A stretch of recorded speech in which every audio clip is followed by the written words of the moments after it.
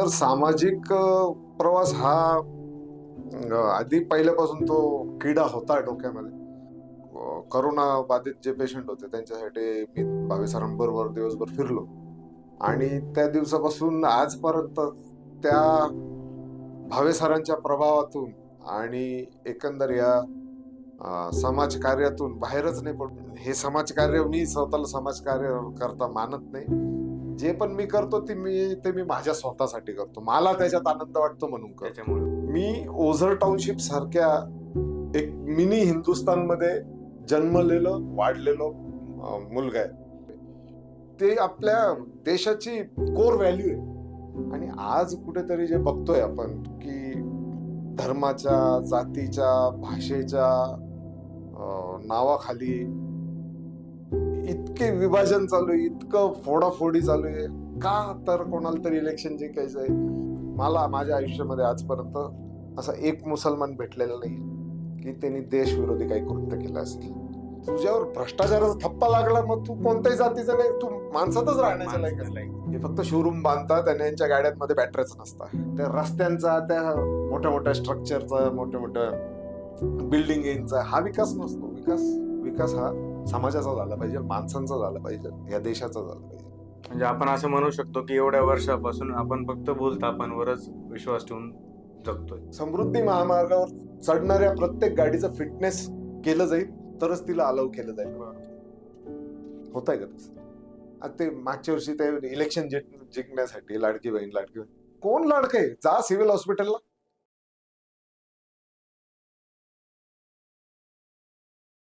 नमस्कार, मी तुमचा सौरभ आणि तुम्ही आहात जनतेचे व्यासपीठ या मराठी पॉडकास्ट मध्ये.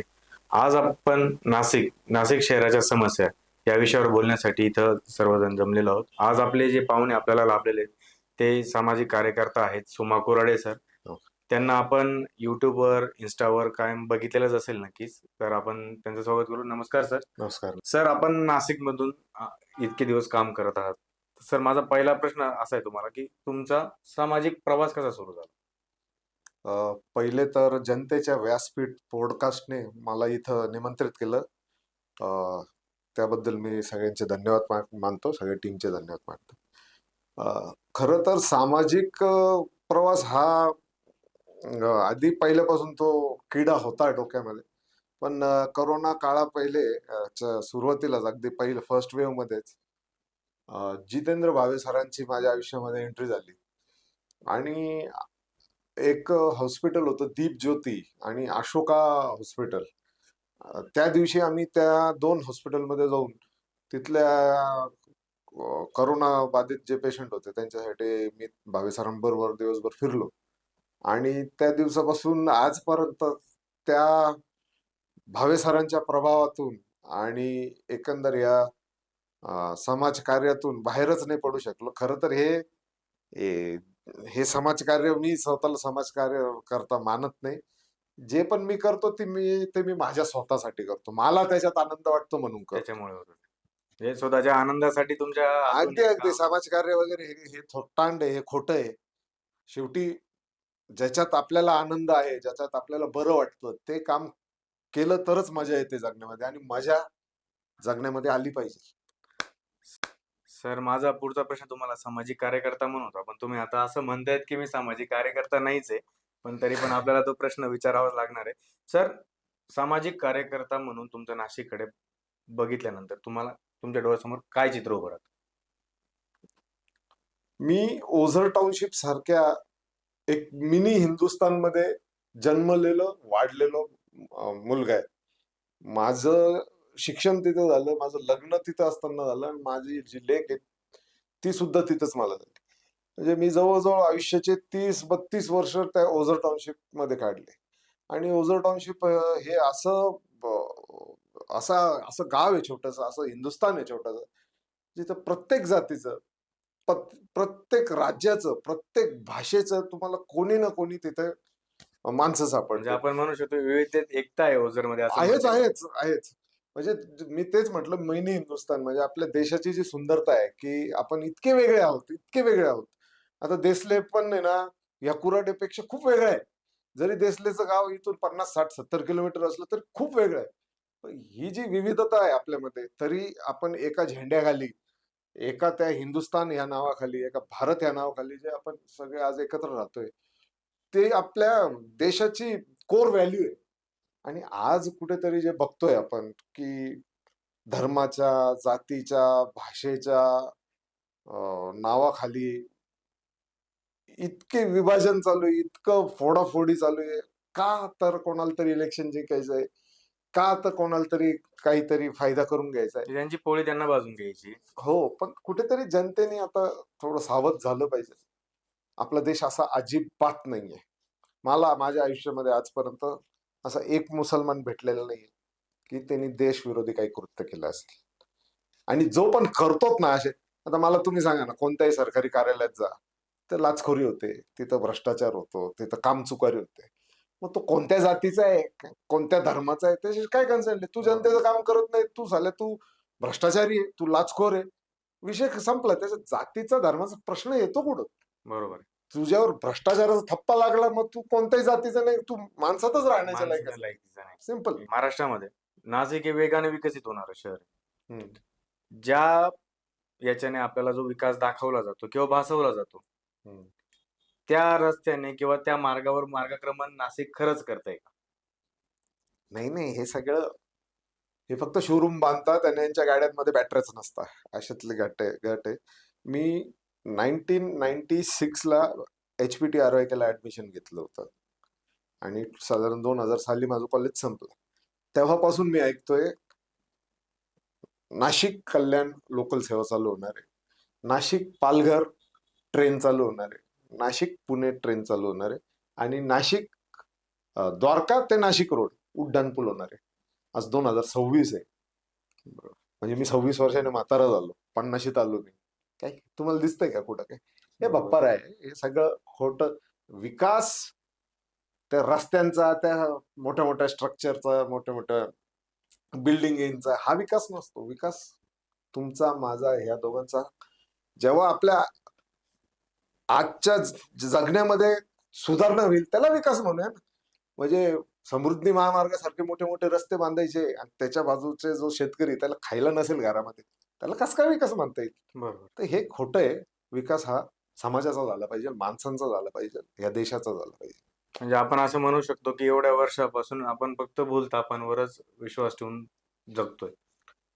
अहो मला सांगा ना तुम्ही, तुम्हाला आठवत असेल तर जेव्हा समृद्धी महामार्ग सुरू झाला तर रोज ऍक्सिडेंट होत होते. मग त्यांनी असं ठरवलं की समृद्धी महामार्गावर चढणाऱ्या प्रत्येक गाडीचं फिटनेस केलं जाईल, तरच तिला अलाउ केलं जाईल. बरोबर. होत आहे का तसं? अजिबात होत नाही. बरोबर. म्हणजे आता ते मागच्या वर्षी ते इलेक्शन जिंकण्यासाठी लाडकी बहीण कोण लाडकं आहे? जा सिव्हिल हॉस्पिटलला, इथं सिव्हिल हॉस्पिटलला जा. बहिणी लाडका आहे का बघा. त्या बिचारीचं रिक्षामध्ये पायऱ्यांवर प्रसूती होऊन जाते. लोक एक एक टाका मारण्यासाठी त्या डॉक्टरचे 10-10, 20-20 तास वाट बघतो. ते टाका मारला जात नाही, त्याच्यात माशा बिशा पडून तो जागीच मरून जातो सोडून सोडून. कसला विकास, कसलं लाडकं बहीण, कसलं काय? आपण जे आमदार खासदार निवडून देतो ते म्हणता, आता कालच ते संजय शिरसाट नावाचे आमदार आहे तिकडचे, ते त्या घाटी रुग्णालयात गेले छत्रपती संभाजीनगरच्या, आणि तिथं त्यांनी ते शायनिंग केली. मला एक सांगा, हे आमदार खासदार यांना कधी जेव्हा पण हे आजारी पडतात, हे कुठे ऍडमिट होता? तो मुंबई सारख्या आणि ते लिलावतीला ऍडमिट होता, ते त्या मंगेशकरला ऍडमिट होता. ते का बरं सिव्हिल हॉस्पिटलला ऍडमिट? त्यांना त्यांनीच दिलेल्या व्यवस्थेवर विश्वास नाही का? त्यांनीच जे हॉस्पिटल आपल्याला मारायसाठी दिले त्याच्यावर त्यांना विश्वास नाही का? बरोबर. तर मग आपण कशा, ज्या हॉस्पिटलचं तुम्ही गुणगान गाताय त्या हॉस्पिटलमध्ये तुम्ही स्वतः ट्रीटमेंट घेऊ शकता. त्यांनीच केलं पाहिजे ना. तेव्हा जनतेचा विश्वास बसेल की आपल्यासाठी आहे ते, आणि आपले जे आपल्यासाठी आपण निवडून दिलेले ते जर आपल्या तिथं हे घेत आहेत, म्हणजे स्वतःचा इलाज करून घेतात, तर मग आपला पण ट्रस्ट वाढेल त्या गोष्टीवर. उद्या समजा आपले नाशिकचे आमदार तर गायबच आहे, ते सगळे मिस्टर इंडिया झालेले. म्हणजे नाशिक महानगरपालिका पासून ते आमदारांचे सगळे कामं एकच माणूस करतो, गिरीश महाजन. आता उद्या समजा गिरीश महाजनला इथं खूप मोठा ताप आला, टायफॉइड बिफॉइड, म्हणजे असं होऊ नये, आमची इच्छा आहे त्यांनी खूप निरोगी आयुष्य जगावं, पण समजा झालं, ते सिव्हिल हॉस्पिटलला ऍडमिट होतील? आपण कल्पना तरी करू शकतो? पण आपण दुसऱ्या बाजून जर विचार केला, खरंच गिरीश महाजन 2 दिवस त्या सिव्हिल हॉस्पिटलला जाऊन पडले, किती सुधारणा होईल हॉस्पिटलची, किती सुधारणा होईल तुम्ही कल्पना करा. आज आदिवासी आपल्या 30-40 किलोमीटरच्या रेंजमध्ये आपल्या नाशिकच्या अवतीभोवती सगळा आदिवासी भाग आहे. आपण जरी सिव्हिल हॉस्पिटल यूज करत नसलो तरी हर्सूलवरून, त्र्यंबकेश्वरवरून, पेठवरून, कळवणवरून अनेक आदिवासी बांधव इथं येतात त्यांच्या ट्रीटमेंटसाठी. इतर खायची प्यायची कसली सोय नसते त्यांना. तुम्ही खरंच एकदा सिव्हिल हॉस्पिटलला जाऊन बघा काय परिस्थिती. आता असं झालंय सर ते की आता आपल्याकरता करून दिलंय, आपणच लोक निवडून दिले, तेच आपले काम करत नाहीये आणि आपण आपलं मत वाया घालवलंय सर. त्याच्यामुळे आपल्याला बोलायला पण जागा नाही राहिली. आपण बोलू शकतो आणि बोललं पाहिजे नागरिकांनी. काय आहे, आपल्या ज्या भिंती असतात ना घरातल्या, जसं हे तुमच्या इथं लोगो लागलेला आहे, आपल्या प्रत्येकाच्या घरामध्ये आहे ना एक छत्रपती असतो, एक बाबासाहेब आंबेडकर, आणि आपल्या आपल्या जातीच्या हिशोबाने आता समजा मी एखाद्या विशिष्ट जातीचा असेल तर त्या विशिष्ट जातीचा एखादा संत भिंत ते. खरं तर हे सगळे भिंतीवरचे फोटो आहे ना ते उलटे करून लावले पाहिजे. आपली त्यांच्या डोळ्यात डोळे घालून बघायची लायकी नाही. नाही. छत्रपती शिवाजी महाराज की जय बेंबीच्या देठापासून बोलण्यापेक्षा त्या छत्रपतींचे, त्या बाबासाहेबांचे, त्या तुकाराम महाराजांचं एक एक गुण इथं घुसाडला असता आज ही परिस्थिती नसती. बरोबर. आज आपण एवढं शिकलोय, आपल्याला असं वाटतं आपण ग्रॅज्युएट आहे, पोस्ट ग्रॅज्युएट आहे, ह्या कॉलेजमध्ये डिग्री घेतली, आणि ती डिग्री, ते शिक्षण, तुम्हाला मत देताना जर त्या एज्युकेशनचा फायदा होत नसेल, तुम्ही फक्त त्या माणसाला याच्यासाठी मत देताय का तो माझ्या जातीचा आहे, माझ्या गाववाला आहे, लय मोठा आहे, अपोनंट एकदम लहान आहे, तो जिंकूनच येणार नाही म्हणून हाच यालाच मतदान दे. अरे तुमच्या शिक्षणावर थू आहे. तुम्ही फक्त तुमचा पगार फुगवण्यासाठी शिक्षण घेतलेले, तुम्ही त्याच्या देशासाठी झिरो उपयोग आहे. सर नाशिकचा रस्ते, वाहतूक, पाणी पुरवठा आणि स्वच्छता. आता गेल्या खूप वर्षापासून तुम्ही नाशिकमध्ये वास्तव्यास आहेत. तुम्ही या गोष्टी खूप बारकाईने बघितलेल्या आहेत. तर याच्यामध्ये त्या काळात आणि आता काही फरक जाणवतो तुम्हाला? नाही, मला हे मी एक normal citizen of this country आणि या नाशिकचा सिटीजन. नाही, मी तुम्हाला प्रश्न विचारतानाच एक नागरिक म्हणूनच विचारतो. हो, इथून पुढचे मला प्रश्न, की तुम्हाला कोणालाही, काय वाटतं? मला कोणत्याही लोकांशी कोणाशी कम्पेअर नाही करायचं. पण आपण जर म्हणतोय की आपण 21व्या शतकात चाललोय, एआय नी यो करून, एआय नी ते करून, आज 100% नाशिकचे रस्ते खंदून ठेवलेले, बरोबर. बरोबर. म्हणजे समजा 8 मीटरचा रस्ता असेल तर त्यापैकी आपण आज 4 आणि 5 मीटर वापरतोय, कारण दोन्ही बाजूला खणले. बरोबर. त्या उपर आज नाशिककर म्हणताय की बाबा ते खड्डे नाही बुजवले ते चालतील, पण ते जे रब्बरचे ते स्पीड ब्रेकर लावले ना, आज अख्ख्या नाशिकमध्ये लावून ठेवलेले स्पीड, हो. प्रत्येक 50 मीटरवर स्पीड ब्रेकर लावून ठेवलेले ते रब्बरचे. म्हणजे कशासाठी तुम्हाला हे वाटतंय का नाशिककरांना गाडी चालवायची अक्कलच नाही? आम्हाला आरटीओने जे लायसन दिलंय, तिथं काय आम्ही भ्रष्टाचार करून लायसन आणले? त्यांनी आमची टेस्ट बिना टेस्ट घेता आम्हाला लायसन दिलं. इतके रस्ते खराब, इतके रस्ते खराब. आज आपल्याकडं आगामी कुंभमेळा येतोय 2027 मध्ये, आपण होस्ट आहोत त्याचे.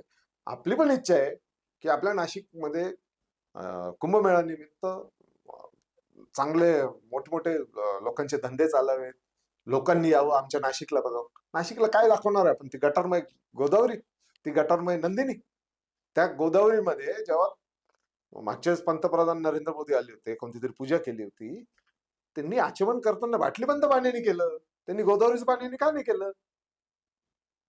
आज कोणी पण जावं त्या गोदावरीमध्ये 2 बोट काय म्हणतात बुडून जिभेवर लावून दाखवावे. काय चाललंय काय? कोणाला धर्माच्या का नावाखाली काय वेड्यात पण काय? तर लोक येतात बाहेरून किंवा इथले पण लोक, ते मकर संक्रांत वगैरे असे काय ते आमोशा बिमोशा काहीतरी असतात, आंघोळ करता घातलेले कपडे तर नदीत सोडून देतात. का? पाप शालम होईल म्हणून. अरे पाप करायचे कशाला? तुम्हाला कोणी सांगितलं पाप करायला? पहिलंच पुण्य करा ना, या रिकामी कामं करायची गरज नाही येणार. आणि तुमच्या वस्त्राचं आणि तुमच्या शरीराचा काय संबंध आहे? पाप शरीर करतंय, वस्त्र थोडे करतंय, निर्जीव वस्त्र. तुम्हाला पाप शालम करायचंय, पक्कड घेऊन जा, हे न कुपटा द्या त्या नदीला. बरोबर. हे साल काढा, द्या नदीला, मग तुम्ही पाप मुक्त व्हाल. ही काय पद्धत आहे? म्हणजे याच्यामध्ये फक्त राजकारणीच नाही तर जनता खूप मोठ्या प्रमाणात दोषी. शरीर धुवून जर पाप धुतले जात असतील ते चुकीचं आहे हे असं करणं. उलट आपण तिला खराब म्हणजे काय करतोय लॉजिक आहे त्याला का? लॉजिक नाही त्या गोष्टींना बॉस. काय लॉजिक आहे? दरवर्षी रस्त्यांवर करोडो रुपये खर्च होतात आणि पहिलाच पाऊस आल्यानंतर रस्त्यांची जी आपण अवस्था बघतोय नाशिकमध्ये आता, हे आता खोदलेले आहेत, पण मग चांगल्या रस्त्यांची पण अवस्था दुरवस्था होऊन गेलेली.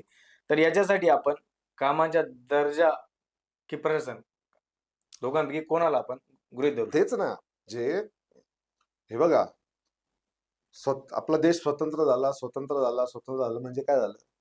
इंग्रजांनी एखाद्या प्लॉटवर कंपाऊंड टाकलेलं होतं, मग ते कंपाऊंड टाकून टाकलं आणि आपल्या भारताच्या लोकांनी तिथं कंपाऊंड टाकलं, असं झालंय का? स्वतंत्र झालो म्हणजे आपल्याला आपल्या संविधानाने घसा दिलाय, आपल्या संविधानाने एक व्हॉइस दिलाय आणि ते वापरायचंय आपल्याला. प्रत्येक गोष्टीला जर तुम्ही म्हणाल यार त्याची गाडी पंक्चर झाली मला काय त्याचं, त्याच्या पोराला शाळेतून काढलं ना मला काय त्याचं बिल हॉस्पिटलचं 5 लाख रुपये झाले मला काय घेणं त्याचं, माझं येईल तेव्हा बघू. असं नाही चालत. तुम्हाला बोलावं लागेल, तुम्हाला स्वतःला अकाउंटेबल धरावं लागेल. जेव्हा तुम्ही स्वतः अकाउंटेबल व्हाल तेव्हा तुम्हाला या आमदारांना खासदारांना तुम्हाला प्रश्न विचारता येतील. मागच्या वर्षी स्वातंत्र्यवीर सावरकर जो उड्डाणपूल आहे नाशिक मधला पहिला उड्डाणपूल, मागच्या वर्षी तुमच्यासारखा तरुण आईला डब्बा देण्यासाठी तिथून जात होता आणि मोठ्या मोठ्या खड्ड्यांमध्ये तो पडला आणि मोठा ट्रेलर त्या डोकरून गेला. मागच्या वर्षीची गोष्ट आहे, पहिल्याच पावसाची गोष्ट आहे. तो मेला आणि काहीच नाही झालं, त्याचा जीव वाया गेला. आज 1 वर्षानंतर त्या उड्डाणपुलाची हालत काय हो? तिथं पायी चालणं अवघड आहे, गाडी तर सोडा, त्या पुलावर आज पायी चालणं अवघड आहे. मुद्दा काय आहे? हे लोक भ्रष्टाचार करत राहतील, पण आपण जोपर्यंत एकत्र होत नाही, एकत्र येत नाही, दुसऱ्याचा प्रॉब्लेम हा आपलाच प्रॉब्लेम आहे, ह्याच देशाचा प्रॉब्लेम, तोपर्यंत कोणत्याही गोष्टीला सोल्युशन नाही. सर, या गोष्टीसाठी आपण प्रशासनाला जबाबदार धरू शकतो का? प्रशासनच जबाबदार आहे ना, कोण दुसरं जबाबदार? जर एखादी चांगली गोष्ट झाली तर त्याला जर त्याचं ते गुणगान गात असतील, त्याचं की श्रेय मी जर ते केलं घेत मी असतील. केलं मी केलं मी केलं, तर जे पण वाईट होतं त्याला पण जबाबदार तर तेच आहे ना. बरोबर. त्याचबरोबर जबाबदार तर आपण स्वतः आहे, हे तर मी 100%. म्हणजे जर तुमच्या एवढे तुम्ही ग्रॅज्युएट आहात आणि पोस्ट ग्रॅज्युएट आहात आणि जर तुम्ही गल्लीतल्या गुंड्याला आमदार बनवण्यासाठी, नगरसेवक बनवण्यासाठी मतदान देणार असाल, तर तुमचं शिक्षणाला काढी लावा काढी. सर, नाशिक मधील कोंडी बद्दल तुम्ही काय सांगाल आता? माझं वाहतूक तर कोंडी. खरंच खूप विचित्र. कालच अशोका रोडला एका एसटी बसने असं तिरपं असं कडुलिंबाचं झाड होतं, त्याला ठोकून दिलं. आता गेल्या 6 महिन्यापासून द्वारका सर्कल बंद आहे, त्यामुळे त्या अशोका रोडवरून वगैरे ते ट्रॅफिक डायव्हर्ट केलेली. तर अशोका रोडात बघितलं गेलं छोटा रस्ता आहे, तिथून आज बसेस नंतर ट्रक वगैरे चालत आहे. आता हा जो महाशय होता एसटी चालवणारा, तो गेल्या 6 महिन्यापासून कमीत कमी आपण असं धरू की 2 महिने तरी त्या रस्त्याने तो गेलेला आहे. बरोबर. त्याला माहिती होतं तिथं झाड आहे, त्याला माहिती होतं की ट्रॅफिकची परिस्थिती तिथं अशी आहे. ती प्युअरली त्याची चूक होती. दुसरी चूक होती महानगरपालिकेची, की हायकोर्टाने सांगितलेलं आहे की जिथे जिथे झाडं आहे रस्त्यावर तिथं तुम्ही वाहतूक बेड बनवा, जेणेकरून गाडी त्या झाडापर्यंत पोहोचणार नाही. बरोबर. ज्या प्रकारे ते मधले डिवायडर असतात त्याप्रमाणे ते झाडांभोवती फिरवा. परत तोच प्रश्न, नो बडी इज अकाउंटेबल. पौर्णिमा स्टॉपचा जो बस स्टॉप आहे ना, 9 दिवसापासून पडलेला होता. 9 दिवसापासून लेटेस्ट मध्ये तुमचा तो व्हिडिओ हा, बघितलेला आहे. म्हणजे मी इथं बसलेलो बस स्टॉपवर, समजा तिथं वरती ऍडव्हर्टाईज करायला होर्डिंग. एक असतं, ते चांगलं बल्की होतं, ते पडलेलं होतं. 3 नटवर ते अडकलेलं होतं. ते 3 नट खोलण्यासाठी 9 दिवस लागले. आता ते मी स्वतःही खोलू शकलो असतो, पण ह्या नालायकांनी काय केलं असतं, फोटो काढले असते आणि माझ्यावर चोरी जाळ घातला असता. बरोबर. असे बरोबर. लोक. म्हणजे काही गोष्टी त्यांच्याच हाताने होऊ नये, पण मग त्या गोष्टीसाठी पण 9-9 दिवस. मला वाटतं सर, तो व्हिडिओ तुम्ही खूप आधी टाकलेला होता, हो पडलेल्यानंतरचा, आणि हो खोलून नेल्यानंतरचा पण व्हिडिओ आय थिंक हो, तुम्ही कालच टाकला, कालच कालच टाकलेला आहे तो खोललो. पण. पाणी पुरवठा, ड्रेनेज, कचरा याचं व्यवस्थापन नाशिक महानगरपालिका किती सिरियस घेते आणि त्यावर कितपत काम आज होतंय? सातपूर आणि अंबड MIDCचं जे पण एफ्लुएंट पाणी आहे ते थेट नंदिनी नदीमध्ये सोडलं जातं. नंदिनी नदी आहे ती नासर्डी नदी नाही, तिला नंदिनीचं नासर्डी आपण सगळ्यांनी केलेले. माझी लेक जेव्हा चौथीत होती, आज ती BDSच्या दुसऱ्या वर्षाला आहे, पण जेव्हा चौथीत होती, मी उपनगरला राहत होतो, तेव्हा एक दिवस सकाळी वॉकला जायचो आम्ही. माझ्या हातात एवढी अशी काठी होती. तर एक दिवस सहज आम्ही त्या घाटांवर बसल्या बसल्या एक कपडा काढला, दोन कपडा काढला, मग ती आम्हाला छंद लागून गेला. आम्ही जवळजवळ 20 दिवस त्या काडीने जेवढं शक्य आहे तेवढं आम्ही दोघंही बापले त्या नदीतून काढत होतो. तर ती नंदिनी नदी टाकळीला गोदावरीमध्ये मिळते बरं का. कुत्रे, मांजरी मेलेले, ते कोंबडे खातात लोक, मटण मासे काय ते, म्हणजे मी खात नाही म्हणून मला आयडिया नाही. तर ते कोंबडीचे पाय जे खाल्ले नाही जात, ते त्याचे ते पिस जे खाल्ले नाही सगळं जात, ते वेस्टेज. ते बोकड्याचं काय ते, आय डोंट नो, ते त्याच्यामध्येच ते देवांच्या मूर्त्या, त्याच्यामध्येच देवांचे ते देवारे घरातले. म्हणजे मला कळत नाही, तो साईबाबा, तो लक्ष्मी बिक्ष्मी, हे लोक यांना कस काय आशीर्वाद देतात?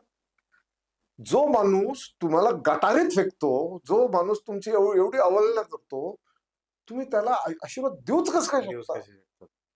म्हणजे पाण्याची जी आपल्या नाशिकची परिस्थिती आहे, ती अत्यंत वाईट आहे, अत्यंत वाईट. म्हणजे तुम्ही कल्पनाच करू शकत नाही त्या नदीत तुम्हाला काय सापडेल. ते गाद्या, उश्या, अरे उश्या, गाद्या तुमच्या नदीत कसं फेकणार यार?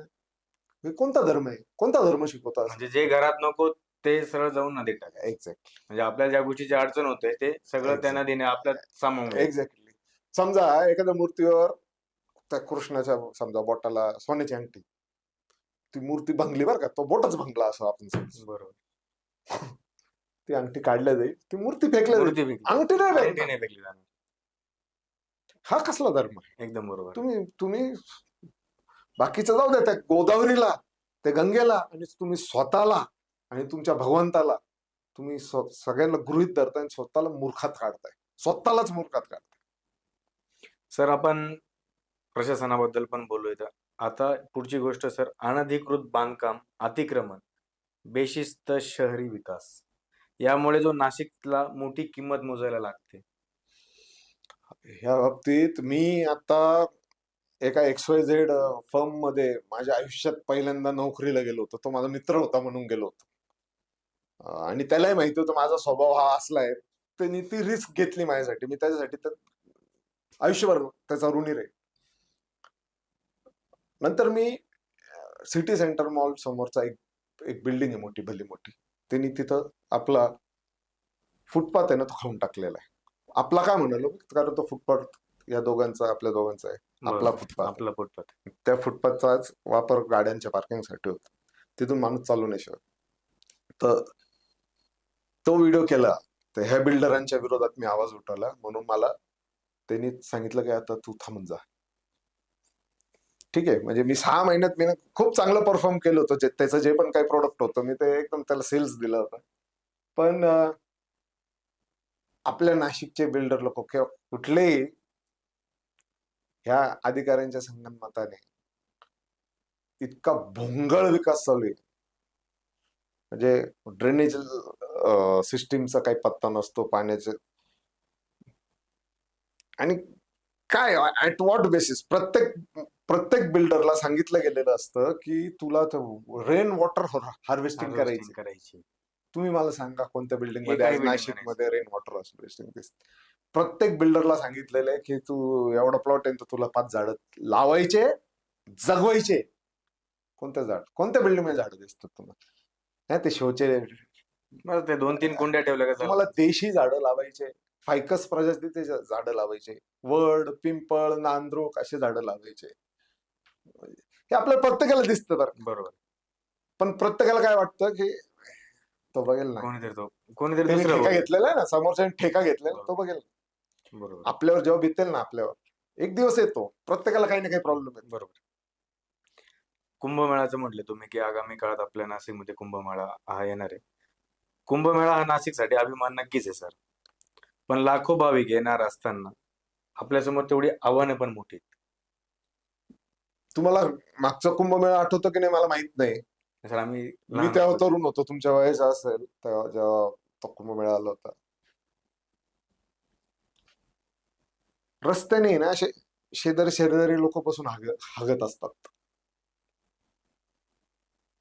दुसऱ्या दिवशी काय, प्रत्येक अर्ध्या पाऊण तासाला एक फायर ब्रिगेडची गाडी येते, ती स्प्रे मारते आणि ते ढकलून देते पुढं. पुन्हा ते हा, मग ते नदीत जाईल, ते तुमच्या बंगल्याच्या कंपाऊंडला लागेल, Compound ला. चिपकेल, काय जे होईल ते. विषय तो नाही, पण काय चाललंय काय. तर तो अमृताचा थेंब तो कुठं पडला असेल, आज कुठं वाहून गेला असेल, आणि तो कोण महान माणूस होता ज्याने तो थेंब पडताना पाहिलं होतं, हा इथं पडला. व्हॉट नॉनसेन्स, काय चाललंय. तर तुमचं मन पवित्र ठेवा, तुम्ही आहात तिथं, तुमचे विचार शुद्ध ठेवा. कशाला पाप करायचे, मग कशाला असे इकडे तिकडे जाऊन ते धुवायचे पाप. पण मग एक संस्कृती म्हणून आपण त्याच्याकडे, एक सण म्हणून बघू शकतो सर आपण त्याच्याकडे. हो ना, ठीक आहे ना, पण पण त्याच्यासाठी जे आपल्याला जी सिस्टीम राबवायची नाशिकमध्ये, त्यासाठी अहो आपल्याला तुम्ही बरेच विचार करा ना, आज नाशिकमध्ये 25 लाख लोकसंख्या आहे, आणि आपले घाट आहे ना, त्या हरिद्वार वगैरे तसले घाट नाही आपल्याकडं. तिथं गंगा जी नदी आहे, तिचं व्यासच 1.5-2 किलोमीटर आहे. पात्र पण मोठे आहेत. आपलं रामकुंड किती आहे, 50 मीटरचा त्याचा व्यास असेल. बरं, आपल्या रामकुंडाच्या आजूबाजू पूर्ण शहरीकरण झालेलं आहे, तिकडं सगळं मोकळे.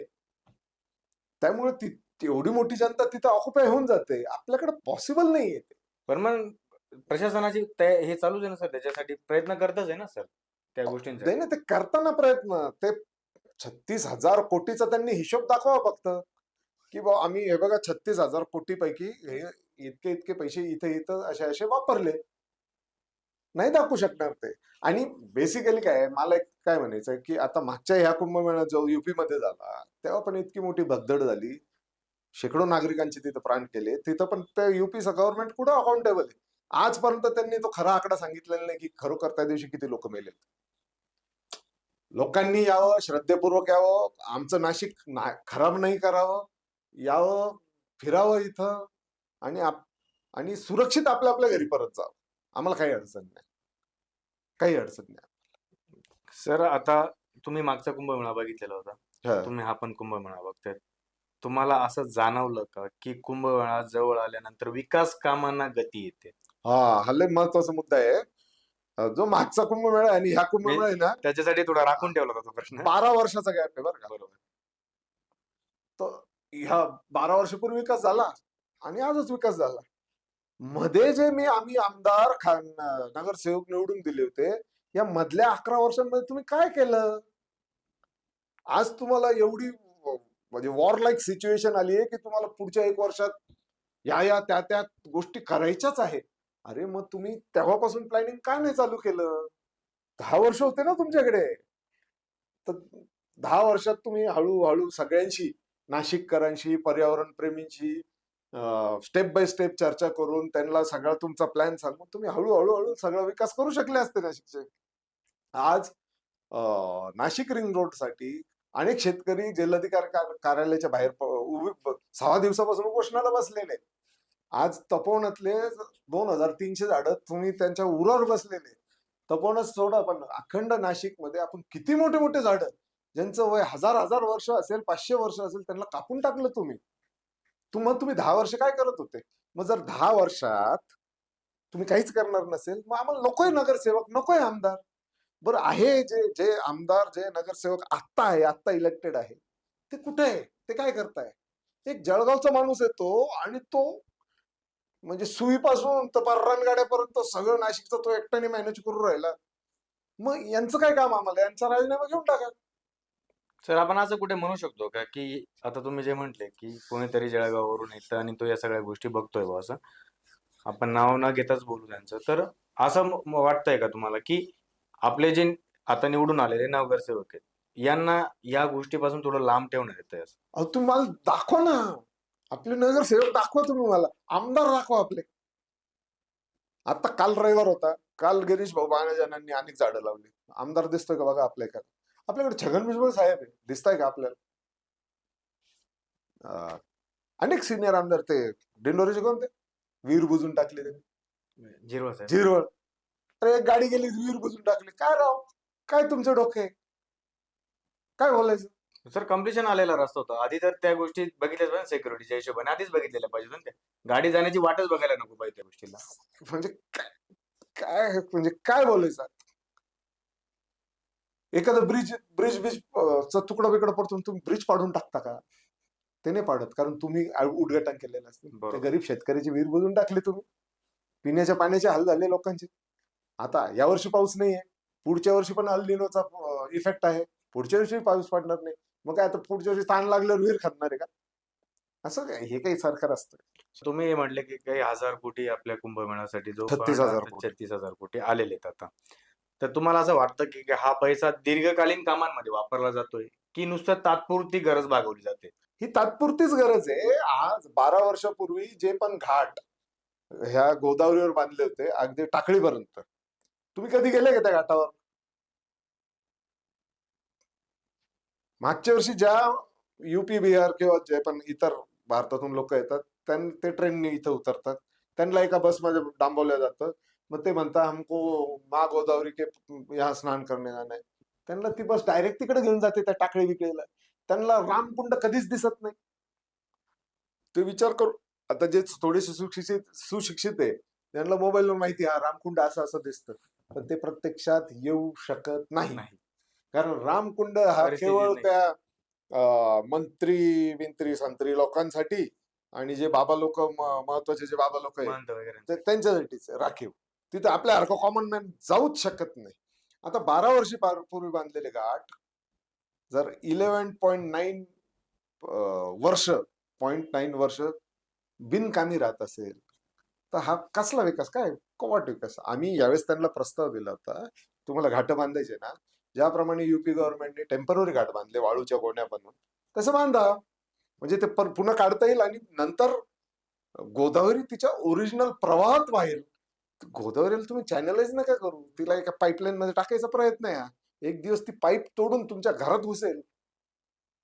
घाट आणि रस्ते याच्यावर आपण आता बोलतो सर. घाट, रस्ते, पूल, पार्किंग, सार्वजनिक स्वच्छता, आरोग्य सुविधा, वाहतूक व्यवस्थापन यापैकी सर्वाधिक प्राधान्य कोणत्या गोष्टींना दिलं पाहिजे? सार्वजनिक लोकांची जी व्यवस्था आहे ना, शौचालय असतील, टॉयलेट्स असतील, ते सगळ्यात महत्वाचं. कारण एकदा मागच्या कुंभमेळ्याला हे जे मी तुम्हाला म्हटलं, रस्त्यावर टॉयलेट करणे वगैरे ह्या प्रकारामुळे समस्त नाशिककरांना डोळे आले होते. तर सार्वजनिक स्वास्थ्य सगळ्यात महत्वाचे. सगळ्यांनी यावं, स्वच्छता ठेवावी आणि आपल्या आपल्या घरी सुखरूप जावं. आणि आमच्या नाशिककरांना काही रोगराई सोडून नाही जावी. सोडून नका जाऊ असं म्हणून. सर, आपण इथून मागे भ्रष्टाचार, त्याच्यानंतर प्रशासनाची उदासीनता या गोष्टींवर बोललो, पण एक नागरिकांचे कर्तव्य, नागरिकांच्या जबाबदारी याच्यावर पण आपण इथं बोललं पाहिजे. सर, आपण प्रशासनावर जे टीका करत होतो, त्या टीका करत असताना आपण स्वतः म्हणजे आपण नागरिक म्हणून आपले काय कर्तव्य? एकदम साधे गोष्टी आहे की ओपन प्लॉट कुठेही दिसला की आपल्या घरचा कचरा तिथं जाऊन नाही फेकायचा. सगळ्यात महत्वाची गोष्ट सर. प्रत्येकाच्या दारामध्ये आपल्या घंटागाडी येते, ती थोडीशी लवकर उशीर येत असेल तर शेजारच्यांना सांगा, किंवा तुमच्या गेटच्या बाहेर जाऊन ती तुमची बादली ठेवून 50 रुपयाच्या बादलीसाठी तिथं पण बुरटापणा असतो की ती बादली चोरी गेली तर. त्या 50 रुपयाच्या बादलीसाठी तुम्ही त्या नदीच्या, त्या ब्रिजच्या, त्या ओपन प्लॉटच्या इथं तो कचरा फेकता. गाडीवर लिहिता भिवू नकोस, मी तुझ्या पाठीशी आहे, आणि सिग्नल तोडतो. तो स्वामी समर्थ मागेच राहून गेले. स्वामी समर्थ सिग्नल तोडणार नाही ना. बरोबर. तू तोडशील नालाय का? स्वामी समर्थ नाही तोडणार. हिंदूच, कट्टर हिंदू सिग्नल तोडतोय. ते तुमच्या धर्माची ते मुसलमान लोक टोपी घालतात, हिंदू सिग्नल तोडतोय. सरदारजी पगडी बांधताय, सिग्नल तोडतोय. छत्रपतींचे फोटो, बाबासाहेब आंबेडकरांची सही लावून सिग्नल तोडता. तुम्हाला लाज नाही वाटत का? तुमच्या देवी देवतांचे प्रतिमा, त्यांचे नाव वापरून, तुमच्या महापुरुषांचे नाव वापरून सिग्नल तोडताय तुम्हाला ह्या लोकांनी सिग्नल तोडायला लावलं का? एवढी बेसिक गोष्ट जरी केली. मी सध्या म्हणजे गेल्या 1.5-2 वर्षापासून हॉर्न वाजवण्यावर माझं एक काम चालू आहे की किती अननेसेसरी आपण नाशिककर हॉर्न वाजवतो. अननेसेसरी. तुम्ही आज घरी जाताना सगळ्यांनी लक्ष द्या, आणि तुम्ही स्वतः हॉर्न वाजवू नका. लक्ष द्या की समोर स्पीड ब्रेकर आलाय तरी हा पॅ करतो. आता स्पीड ब्रेकर आणणार आहे का? समोर 4-5 गाडी एका मागे एक उभे आहे तरी हा पॅ पॅ पॅ पॅ करतोय. तुझ्या हॉर्नवर देश चाललोय का? बरोबर. याडे तू हाय कोण? तो हल्ल्यावर हा हलेल, हा हल्ल्यावर हा हलेल, हा हल्ल्यावर हा हलेल, एवढं सिंपल का बरं कळत तुझा नाही? नंबर येणारच आहे, तो थांबणार नाही तिथं. दिसतंय ना डोळ्यांनी की सगळंच काहीतरी गडबड आहे बरं का, थांबले. बरोबर. हॉर्न वाजवल्याने काय होणार मूर्ख माणसा? तर असे छोटे छोटे अजून एक मला एक मुद्दा सांगायचा होता मी आता हेल्मेटची पण एक समस्या आहे सर नाशिकमध्ये. आपल्याला ते असं येऊन गेलंय की हेल्मेट नाशिककर म्हटलं तर हेल्मेट नकोच, अशी कुठेतरी मानसिकता करून घेतलेली ती. खरं तर हेल्मेट स्वसंरक्षणासाठी घातलंच पाहिजे आणि ते खरोखर घातलं पाहिजे. मी पण लॉंग राईडला घालतो, मी शहरामध्ये असताना मी नाही घालत, ती माझी चूक आहे. पण हेल्मेट फक्त एक कारण झालं हो. अनेक गोष्टी आहे ना, ते मोठ्या गाड्यांवाले जे फोर व्हीलर वाले ना, संध्याकाळच्या वेळेस आता नाशिकमध्ये एवढे खड्डे, अंधार झालं की ते व्हाईट लाईट मागून पॅ पॅ पॅ पॅ परत हॉर्न वाजवत. अरे तुझं काय करतोय तुझ्या व्हाईट लाईटचं? इथं मला समोरचं दिसत नाही. बरोबर. तर हे एक सामाजिक व्हॅल्यू म्हणून आहे ना, आपण सगळ्यांनी थोडीशी जबाबदारी घेतली पाहिजे आणि थोडीशी सुधारणा केली पाहिजे. फक्त 15 ऑगस्टला आणि 26 जानेवारीला जे तुमची देशभक्ती उफाळून येते ना, ती पण सकाळच्या 2-3 तासासाठी. बरं. तर ते रोज कुठंतरी त्या दृष्टीने छोटे छोटे पाऊल उचलायचे. सिग्नल तोडणार नाही, हॉर्न वाजवणार नाही, नदीमध्ये कचरा फेकणार नाही, ओपन प्लॉटवर त्या ब्रिजेसच्या कोपऱ्यावर कचरा टाकणार नाही. ह्या 4-5 गोष्टी करा. चिकन नाशिक करा. बस काय करायचं पाहिजे. सर, तरुणांचा खूप मोठा वाटा आहे आणि सध्याचं जे वातावरण चाललंय त्यात तरुण ऍक्टिव्ह असल्याचं आपल्याला दिसून येतं. तर तरुणांनी याच्या कामामध्ये किंवा नाशिकला स्वच्छ आणि सुंदर बनवण्यामध्ये त्यांनी काय योगदान दिलं पाहिजे? हे बघा, माझ्या मागची जी पिढी होती, माझ्या वडिलांची पिढी, ते जेव्हा देश स्वतंत्र झाला ना, तेव्हाचे लोक आहे, त्यांच्यामध्ये ना नीतिमत्ता होती थोडीशी, की ते म्हणजे नाही कोणाशी गद्दारी करायची हो, किंवा नाही कोणाचे पैसे खायचे. एखादी गोष्ट नाही भेटली तर नो प्रॉब्लेम, त्यांनी त्या अगदी छोट्याशा त्यांच्या डबक्यात त्यांनी आयुष्य काढलं. आमची जी पिढी आहे, एक नंबरची नालायक पिढी. आम्ही इतके भुरटे, इतके भिकारचोट आहोत ना, माझं ते माझंच, तुझंही माझं, त्याचंही माझं, याचंही माझं, म्हणजे इतकं तो भस्म्या झालेला आहे. नुसते पैसे पाहिजे, नुसते प्लॉट पाहिजे, नुसत्या गाड्या पाहिजे, नुसत्या. तर पुढच्या पिढीला काय काय देतोय, काय शिकवतोय? इथिक्स काय देऊन हा, जाणार आहेत आपण? त्या मुलांना शाळेमध्ये शिकवतात त्यांचे टीचर्स लोक की सिव्हिक सेन्स असा आहे, आणि हे लोक त्या मुलाला गाडीच्या टाकीवर बसून सिग्नल तोडतात. तो मुलगा चक्रात पडतो, यार माझी टीचर करेक्ट का माझा बाप करेक्ट? तर तरुणांकडनं खूप मोठी अपेक्षा आहे. तरुणांना आता जागं व्हावंच लागेल, कारण काही खरं नाही तर या देशाचं. आणि हे देश देश देश म्हणजे काय, तर हा देश म्हणजे या देशातली लोक. हा काही कोणता प्लॉट वीट नाही ज्याचं नाव भारत आहे, ती इरिलेव्हंट गोष्ट आहे. या देशातले लोक जोपर्यंत सुखी होत नाही, त्याच्यासाठी जोपर्यंत तरुण पुढाकार घेत नाही. पुढच्या 100 दिवसासाठी जर तुम्हाला सांगितलं की नाशिकचं मॅपिंग करा, नाशिकसाठी नियमावली द्या आणि नाशिक जे आपल्याला सुंदर करते त्या मार्गाला आपण प्रस्थान करू, तर तुमचे असे पहिले 5 ठोस निर्णय काय असतील? मी प्रत्येक ब्रिजवर आहे ना, चारही बाजूनी सीसीटीव्ही कॅमेरे लावेल.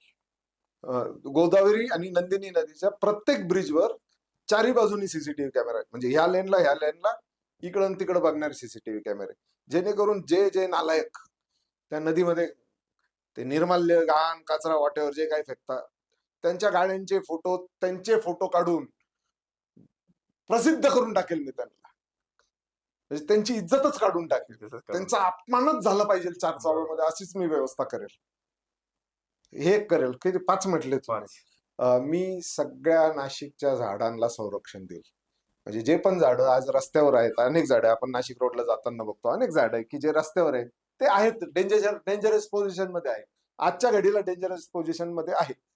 पण त्याच्यासाठी तुम्ही IAS आहे ना, तुम्ही या विश्वातली सगळ्यात अवघड एक्झाम पास करून या देशाच्या IAS परीक्षा पास झालेली, तुम्ही IAS बनलेले. तुम्हाला डोकं आहे म्हणून तुम्हाला आम्ही तिथं बसवलंय, आम्ही बरोबर तुम्हाला आहे. पगार देतोय. बरोबर. तर झाड कापून सोल्युशन नाहीये, झाड वाचून काय सोल्युशन काढता येईल तुम्हाला, ते सोल्युशन काढणं महत्वाचं आहे. तिसरं, मी जे सातपूर अंबडचे जे MIDC तून खूप मोठ्या प्रमाणात एफ्लुएंट वॉटर नद्यांमध्ये सोडलं तर त्याच्यावर काम करेल. चौथं, मी नाशिककरांना विनंती करेल की यूज आणि थ्रोची जी आपल्याला घाणेरडी सवय लागली, समजा 100 टपऱ्या आहे चहाच्या नाशिकमध्ये. 100 टपऱ्यावर, प्रत्येक टपरीवर 100 चहा विकल्या जातात. 100 चहा विकले गेले म्हणजे ते 100 कागदाचे ग्लास विकले गेले. तर विचार करा ते किती ग्लास होता at the end of the day. तर मी सगळ्या नाशिककरांना, सगळ्या नाशिकच्या जे पण चहाचं काम करतात किंवा हॉटेलमध्ये जे पण पाण्याच्या बाटल्या वगैरे देतात, सगळ्यांना विनंती करेल की यूज अँड थ्रो संकल्पना काढा. ग्लास धुवायची एवढा कष्ट वाढेल हो तुमचं, तुम्ही 2 रुपये वाढून घ्या. बरोबर. पण ते यूज अँड थ्रो ग्लासेस, ते पाण्याच्या बाटल्या ज्या मोठ्या मोठ्या हॉटेलमध्ये, मी कालपासून म्हणजे हप्त्याभरापासून सगळ्यांना विनंती करतो जिथं जिथं जातोय ज्या मोठ्या हॉटेलमध्ये, की तुम्ही दर्शनीय स्थळावर असं लिहा की इथं स्वच्छ व शुद्ध आरोचं पाणी दिल्या जातं, जेणेकरून लोक ते प्लास्टिकच्या पाण्याचं बाटलींचा वापर कमी करतात. असे छोटे छोटे आपण बदल केले तर खूप मोठा बदल होईल. सर, पुढचा आपला जो सेगमेंट आहे या शोचा, झटपट प्रश्न, रॅपिड फायर. सर, एका प्रश्नाच्या उत्तराची अपेक्षा आहे तुम्हाला. एका शब्दात, एका शब्दात उत्तर द्या आम्हाला. एका शब्दात नाशिक म्हणजे. नाशिकची लोक. नाशिकची सर्वात मोठी ताकद. इथं यशवंतराव चव्हाणांच्या काळात ज्या पण इंडस्ट्रीज आल्या, प्रेस म्हणा, HL म्हणा, कटलेरी सेंटर म्हणा, हे जर आस्थापना इथं आली नसते तर नाशिकचा विकास आज जसं दिसतं तसं नसतं दिसलं. नाशिक समोरील सर्वात मोठी समस्या. गोदावरी, पर्यावरण. कुंभमेळ्याबाबत एक अपेक्षा प्रशासनाकडून पण. आपण इथे थोडा चेंजेस करू. एक जी अपेक्षा म्हटलं आपण, 2 अपेक्षा ठेवू. एक आपण नागरिकांकडनं घेऊ आणि एक प्रशासनाकडनं घेऊ. अशा 2 अपेक्षा तुमच्या.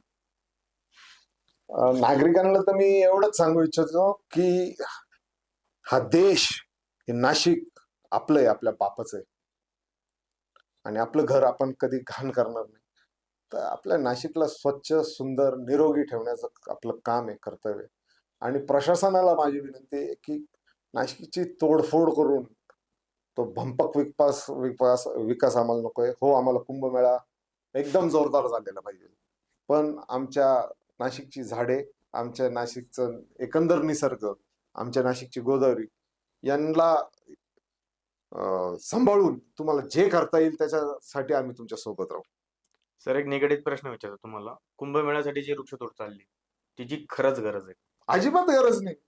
कोणता साधू मला सांगा तुम्ही, साधू महाराज ते जर तिकडे ते बर्फात, डोंगरात, जंगलात राहत आहे, ते इथं या झाडाखाली नाही राहणार का? सर, सिंपल लॉजिकल गोष्ट आहे. आणखी एक गोष्ट विचार सर. जेव्हा 12 वर्षापूर्वी नाशिकमध्ये कुंभमेळा झाला होता, तेव्हा अशा प्रकारची वृक्षतोड झाली होती? तेव्हा ते झाडच नव्हते, त्याच्यानंतर ते झाडं लावले. ते झाड आले. याचा अर्थ हा नाही ना की तुम्ही ते कापून टाकायचे. त्याच्यासाठी आपण पर्याय व्यवस्था करू पण शकतो, कारण नाशिकचा भौगोलिक जो हे पाहिला तो आहे. त्यांचा मेन टार्गेट काय आहे, तिथं MICE नावाचं एक मोठं कॉन्व्होकेशन सेंटर त्यांना उभं करायचंय. त्यांचा मेन टार्गेट तो आहे. एखाद्या बिल्डरला देऊन तिथं कॉन्फरन्सेस होणार मोठ्या मोठ्या, तिथं हॉटेल होणार मोठे मोठे, तिथं दारूच्या पार्ट्या होणार मोठ्या मोठ्या. कुठं होणार? त्या रामाच्या तपोवनात होणार. तिथं तुमचं धर्माला इजा नाही पोचत का? तिथं राम प्रभूने, सीता मातेने जिथं त्यांच्या आयुष्याचे काही दिवस घालवले, तिथं उद्या हे लोक दारू पिणार, सिगरेटी पिणार, मटन मासे खाणार, ते चालणार आहे का तुम्हाला? खूप छान वाटलं तुमच्याशी या विषयावर बोलून. खूप दिवसापासून आमच्या डोक्यात हा विषय चालू होता की ज्या गोष्टी डोळ्याने बघतोय त्या गोष्टी कोणीतरी परखडपणे मांडणार आम्हाला एखादं व्यक्तिमत्व हवं होतं. त्याच्यानंतर तुम्ही आम्ही तुम्हाला म्हटलो की सर अशा अशा कार्यक्रमासाठी या, तुम्ही जे हा म्हटले आणि तुमचा वेळात वेळ काढून तुम्ही आम्हाला जबाब वेळ दिला, त्यासाठी खूप खूप धन्यवाद सर. आणि तुमच्या जे काम चालू आहे, तुमच्या हातून जे कामं घडतायत, नागरिकांच्या चुका दाखवून असो किंवा प्रशासनाच्या चुका दाखवून असो, असंच आम्हाला ते दिसत राहू. आणि अशाच तुम्ही एका विरोधी पक्षाची भूमिका इथं, असं म्हणता येईल आपल्याला की विरोधी पक्ष म्हणून नाही, आपला एकच पक्ष, जनतेवाला पक्ष. त्याच्या बाजूने जर तुम्हाला विरोध करता येईल आणि तुम्हाला म्हणजे त्याच्या उणीवा दाखवून देता येईल, हे काम तुमच्याकडून असंच घडत राहू सर. खूप खूप धन्यवाद सर, तुम्ही या थँक्यू. आणि तुम्हाला पण जनतेचं व्यासपीठ पॉडकास्टला आणि सगळ्या टीमला खूप खूप शुभेच्छा. असंच काम चालू द्या आणि नक्कीच जनतेचा आवाज जनतेपर्यंत पोहोचत राहा.